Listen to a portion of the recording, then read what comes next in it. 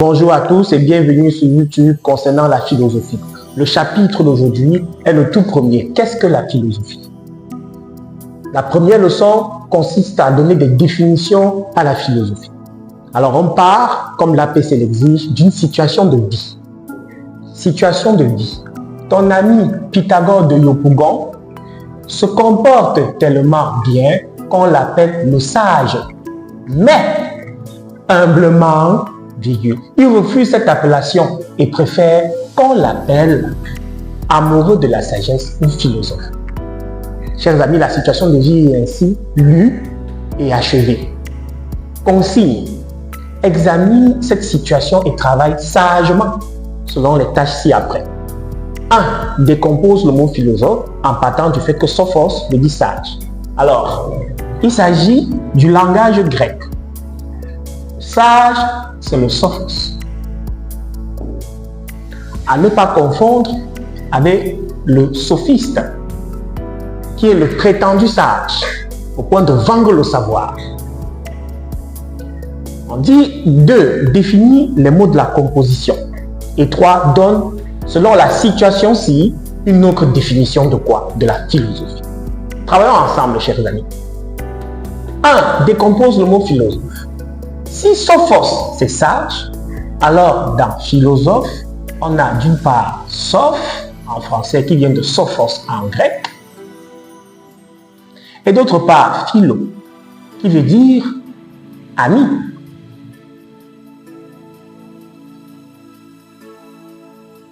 Ça veut dire qu'on part du verbe philein, qui signifie aimer, et de sophos en grec qui renvoie à la sagesse, au savoir.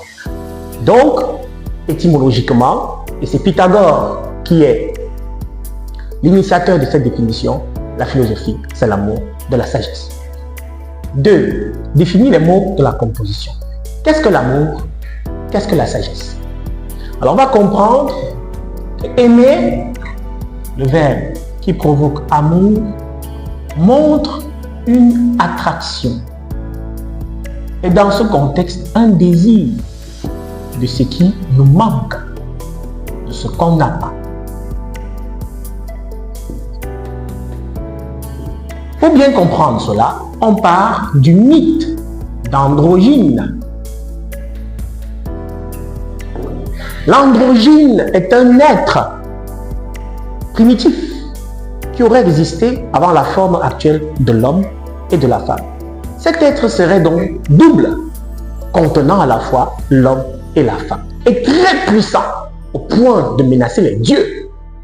Les dieux se sont donc assis et ont fendu cet être en deux, ce qui a donné d'une part l'homme et d'autre part la femme. Ce qui rejoint un peu la tradition biblique qui voudrait qu'Adam soit un être supérieur à l'homme actuel duquel Dieu a retiré une côte pour faire Ève. Vous comprenez donc que la mythologie grecque n'est pas très éloignée de la mythologie israélite ou bien juive qui nous enseigne qu'il y aurait Adam, seul homme au départ, duquel est tirée Ève, la femme. Je vous laisse donc voir le mythe d'androgyne à travers le discours d'Aristophane. Écoutez et regardez. D'abord, il vous faut apprendre ce qu'était la nature de l'être humain et ce qui lui est arrivé.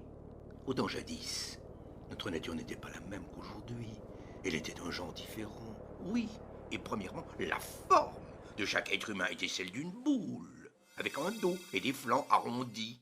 Chacun avec 4 mains, un nombre de jambes égal à celui des mains, 2 visages sur un cou rond avec, au-dessus de ces 2 visages, en tout point pareil et situés à l'opposé l'un de l'autre, une tête unique pourvue de 4 oreilles.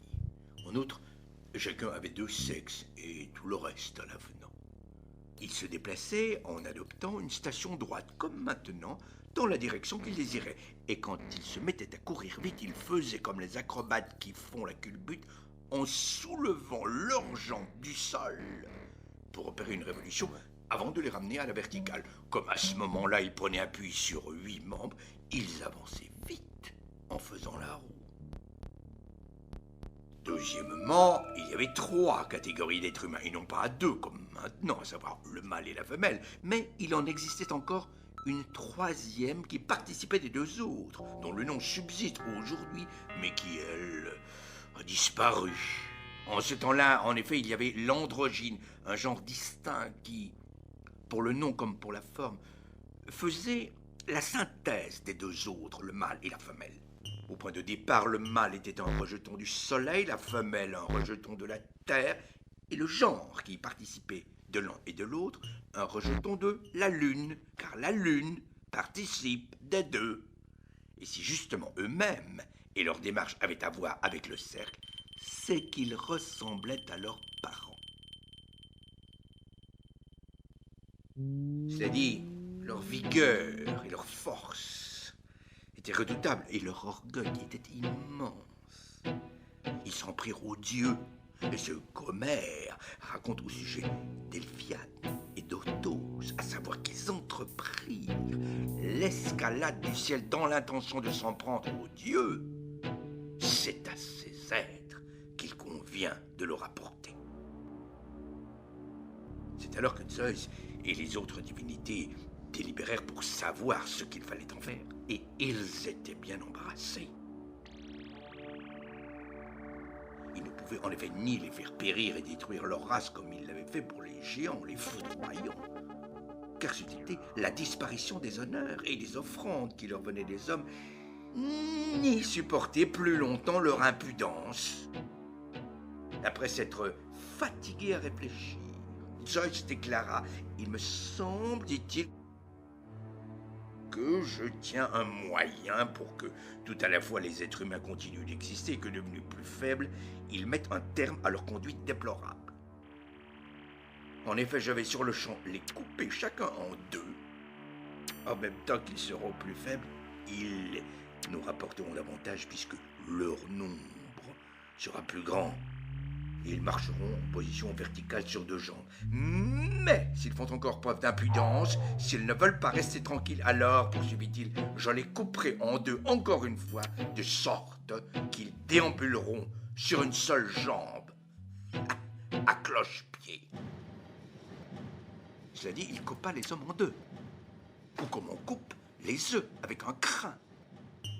Quand il avait coupé un être humain, il demandait à Apollon de lui retourner du côté de la coupure le visage et la moitié du cou pour que, ayant cette coupure sous les yeux, cet être humain devint plus modeste. Il lui demandait aussi de soigner les autres blessures, ramenant de toutes parts la peau sur ce qu'on appelle à présent le ventre. Procédant comme on le fait avec les bourses à cordon, il l'attachait fortement au milieu du ventre en ne laissant qu'une cavité, ce que précisément on appelle le nombril, puis il effaçait la plupart des autres plis en les lissant et il façonnait la poitrine en utilisant un outil analogue à celui qu'utilisent les cordonniers pour lisser sur la forme les plis du cuir.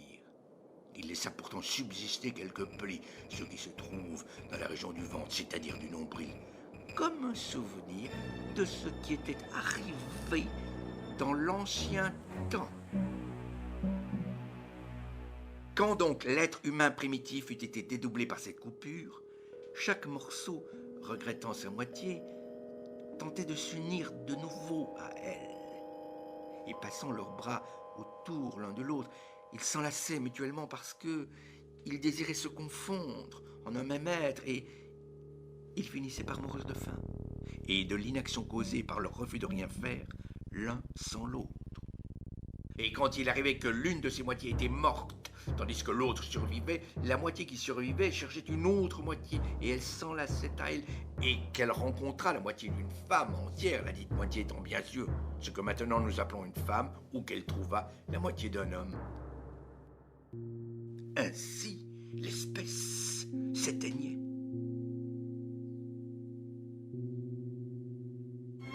Mais pris de pitié, Zeus s'avise d'un autre expédient. Il transporte les organes sexuels sur le devant du corps de ces êtres humains.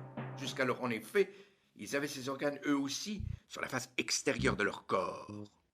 Aussi, ce n'est pas en s'unissant les uns les autres qu'ils s'engendraient et se reproduisaient, mais à la façon des cigales, en surgissant de la terre. Il transporta donc leurs organes sexuels à la place où nous les voyons sur le devant, et ce faisant, il rendit possible un engendrement mutuel, l'organe mâle pouvant pénétrer dans l'organe femelle. Bien, vous avez suivi le mythe d'androgyne à travers le discours d'Aristophane, et cela permet de comprendre pourquoi il y a toujours une attraction entre l'homme et la femme. Et c'est cela même l'amour, la volonté de toujours se réunir pour créer quelque chose. Quand vous aimez quelqu'un et la personne vous aime aussi, cette symbiose se fait ressentir même quand vous ne vous voyez pas en présentiel. On revient donc sur l'autre concept, la sagesse. Qu'est-ce que la sagesse?